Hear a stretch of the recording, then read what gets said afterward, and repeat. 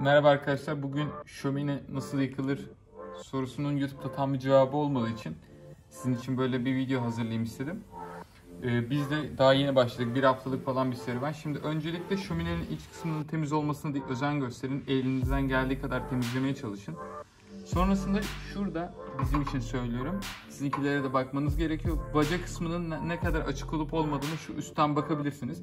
Kafanızı ileri sokacaksınız. Hemen solda zaten görürsünüz. Oranın iyice açık olmasına ve rüzgar durumuna göre ayarlarının tam yapılmış olmasına dikkat edin. Bu en önemli nokta. Şimdi nasıl yapacağımızı göstereyim. Biz meşe odunu aldık. Bunu uygun fiyatla geldiği için İzmir'de şu anda kilosu bunun 90 kuruşa 80 kuruşa alabiliyorsunuz. Biz her zaman 5 çuval alarak yapıyoruz. Ben bunda birkaç tane yöntem denedim. Fakat en başarılı olarak şunu gördüm. 2 tane yan yana koyuyorsunuz ve 2 tane de üstüne paralel koyuyorsunuz şu şekilde. Koyabiliriz. Şimdi daha fazlasını biz dün koyduğumuzda denedik aslında, yani bu videoyu izlemeden bir önceki gün. 8 tane koyduk odun olarak, 8 parçalı bir odun koyduk. Çok yüksek bir performans aldık, çok güzel evi ısındırdı. Fakat şöyle bir sıkıntısı oldu. 4 saat falan sürdü, sonrasında bitti.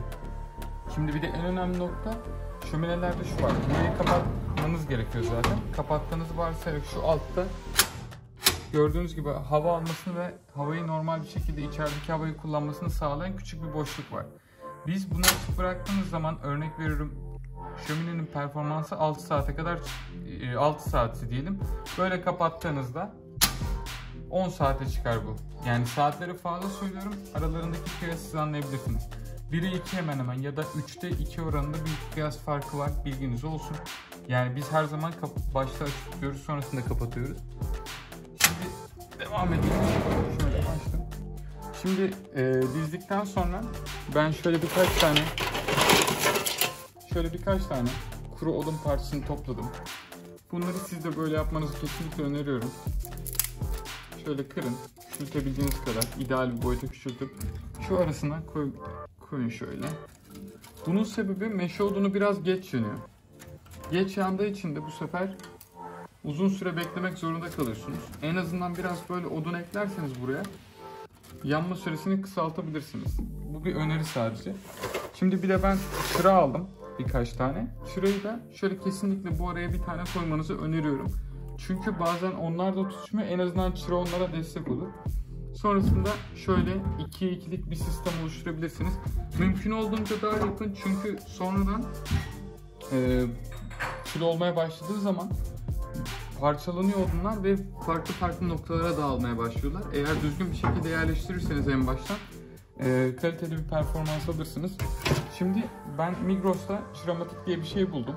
2,5 lira bunun fiyatı bu arada şu anki durumda. Şöyle açınca böyle çıkıyor. Plastik gibi göreceksiniz siz zaten şu şekilde. Bunun şöyle ufak bir miktarını şöyle kırabilirsiniz. Nargile közü gibi gelsin aklınıza. Hemen hemen o boylarda, kare közlerden. Bir de tavuk şiş çubuğu aldım. Şimdi kullanımını kolaylaştırıyor. Şöyle bir çakmak alayım. Bir çakmak verir misiniz?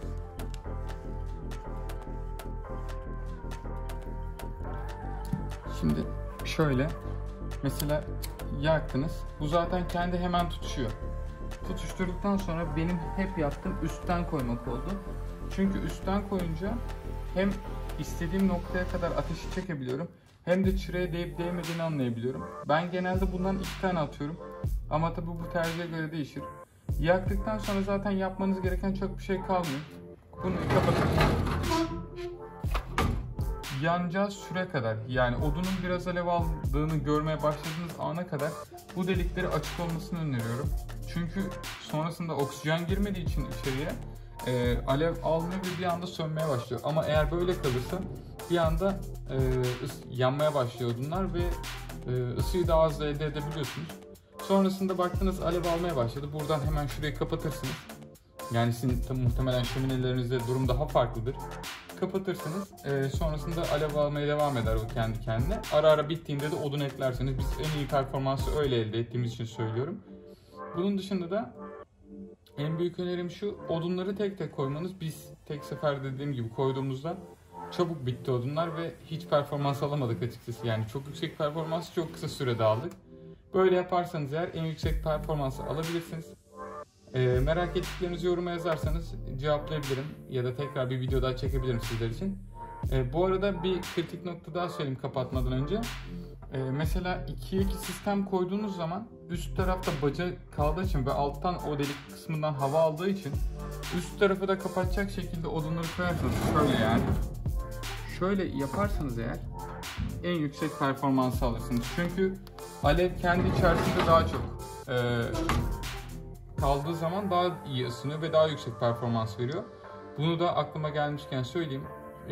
Beni izlediğiniz için teşekkür ederim. Merak ettiğiniz yorumlara yazabilirsiniz. Şimdiden size de kolay gelsin. Evet arkadaşlar, gördüğünüz gibi alt tarafı iyice közlenmiş. Üst tarafı bakın. Bilmiyorum görebiliyor musunuz da duman böyle sürekli yayılıyor ve hava alma ihtiyacı hissediyor şu an ateş. Çünkü ben üst tarafını tamamen açmama rağmen, yani baca kısmında bunlarda şöyle bir sistem var. Aç kapa şeklinde yapabiliyorsunuz. Şu an tamamen açık ama demek ki rüzgar tam çekmiyorsa şu anda alt tarafta bir yanma var. Ama bu şeye dönüşmüş. Bakın çok yanmıyor, yani kendini harlıyor. Eğer şu anda ben bu kapağı açarsam içerisi ist olacak. Siz asla böyle bir şey yapmayın. Bu kendi kendine yanacaktır. Biraz uzun sürebiliyor bu gibi durumlarda. Hani bilginiz olsun en azından diye bu kısa bilgilendirmeyi çektim. Şimdi de kısmına geçelim. Yanda kısımda tekrar çekeceğim size. Evet arkadaşlar, biraz daha zaman geçti. Tekrar bir video atmak istedim. Bakın şimdi şurası meşe odunun sol köşesine bakın. Hafif böyle bir siyah su gibi bir yer var.